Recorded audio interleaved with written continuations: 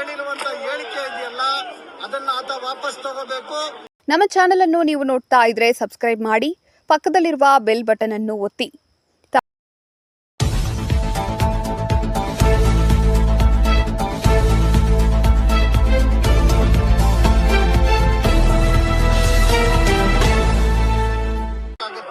ಹಾಗಾಗಿ ನಾನು ಅಮಿತ್ ಶಾ ಹೇಳಿರುವಂತ ಹೇಳಿಕೆ ಇದೆಯಲ್ಲ ಅದನ್ನ ಆತ ವಾಪಸ್ ತಗೋಬೇಕು, ದೇಶದ ಕ್ಷಮೆಯನ್ನ ಕೇಳಬೇಕು ಮತ್ತು ಸಂವಿಧಾನಕ್ಕೆ ನಾನು ಬದ್ಧನಾಗಿರ್ತೀನಿ ಅಂತ ಹೇಳಬೇಕು ಅಂತ ಹೇಳಿ ನಾನು ಈ ಸಂದರ್ಭದಲ್ಲಿ ಒತ್ತಾಯವನ್ನ ಮಾಡ್ತಾ ಇದ್ದೇನೆ.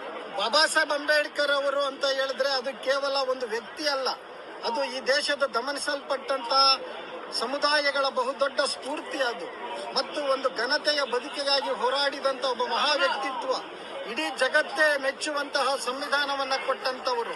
ಇವರು ಕೊಟ್ಟಿದ್ದೇನೋ ಮನುವ್ಯಾಧಿ, ಮನುಸ್ಮೃತಿ, ಹೆಣ್ಣು ಮಕ್ಕಳನ್ನ ದಮನಿಸಿ, ಶೋಷಿತ ಸಮುದಾಯಗಳನ್ನ ದಮನಿಸಿ, ವೈದಿಕರ ಹಿತಾಸಕ್ತಿಯನ್ನ ಕಾಪಾಡಿ ಯಾವತ್ತೂ ಕೂಡ ತಾವು ಅಧಿಕಾರದಲ್ಲಿರಬೇಕು, ಉಳಿದವರೆಲ್ಲರೂ ಕೂಡ ತಮ್ಮ ಪಾದದಡಿಯಲ್ಲಿ ಚಾಕರಿ ಮಾಡ್ಕೊಂಡು ಬಿದ್ದಿರಬೇಕು ಅಂತ ಮನಸ್ಥಿತಿ ಇರುವಂತಹ ಈ ಕೋಮುವಾದಿ ವ್ಯಾಘ್ರಗಳನ್ನ ನಾವು ತುಂಬಾ ಎಚ್ಚರಿಕೆಯಿಂದ ನೋಡ್ಬೇಕಾಗುತ್ತೆ. ಶಾ ಹೇಳಿಕೆ ಕೇವಲ ಆತನ ಹೇಳಿಕೆ ಅಲ್ಲ, ಅದು ಸಂಘ ಬಾಬಾ ಸಾಹೇಬರನ್ನ ಯಾರು ಫ್ಯಾಷನ್ಗಾಗಿ ಯಾರು ಕೂಡ ಅವರ ಬಗ್ಗೆ ವಿಚಾರ ಮಾಡೋದಿಲ್ಲ. ಇವತ್ತು ಶೋಷಿತ ಸಮುದಾಯಗಳ ದಮನಿಗಳಲ್ಲಿ ಬಾಬಾ ಸಾಹೇಬ್ ಅಂಬೇಡ್ಕರ್ ಅವರ ಆ ಚಿಂತನೆಗಳು ಇವತ್ತು ಬರ್ತಾ ಇದ್ದಾವೆ. ಇವತ್ತು ಇಡೀ ದೇಶ ಇವತ್ತು ಸಂವಿಧಾನ ಮತ್ತು ಬಗ್ಗೆ ಮಾತಾಡ್ತಾ ಇದ್ದಾರೆ.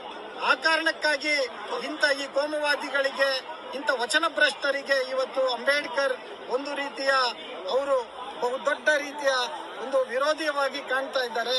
ಅದನ್ನ ನಾವು ಈ ದೇಶದ ಗಮನಿತ ಸಮುದಾಯಗಳು ಅರ್ಥ ಮಾಡಿಕೊಳ್ಳುವ ಮೂಲಕ ಈ ಶಾ ಮತ್ತು ಇವರ ಗ್ಯಾಂಗ್ ಇದೆಯಲ್ಲ, ಈ ಬಿಜೆಪಿ ಮತ್ತು RSS ಈ ಸಂಘ ಪರಿವಾರವನ್ನ ಸಂಪೂರ್ಣವಾಗಿ ತೊಲಗಿಸುವ ಕೆಲಸವನ್ನ ನಾವು ಮಾಡಬೇಕಾಗುತ್ತೆ ಅನ್ನುವಂಥದ್ದನ್ನ ಈ ಸಂದರ್ಭದಲ್ಲಿ ನಾನು ಹೇಳ್ತಾ ಇದ್ದೇನೆ. ಪಕ್ಕದಲ್ಲಿರುವ ಬೆಲ್ ಬಟನ್ ಅನ್ನು ಒತ್ತಿ. ತಪ್ಪದೇ ನಮ್ಮ ಚಾನೆಲ್ಗೆ ಸಪೋರ್ಟ್ ಮಾಡಿ. ವರದಿ ಬಾಲು ಹುಬ್ಬಳ್ಳಿ. ನಿರಂತರ ಸುದ್ದಿಗಾಗಿ HD 24x7 ನ್ಯೂಸ್ ಅನ್ನು ವೀಕ್ಷಿಸಿ.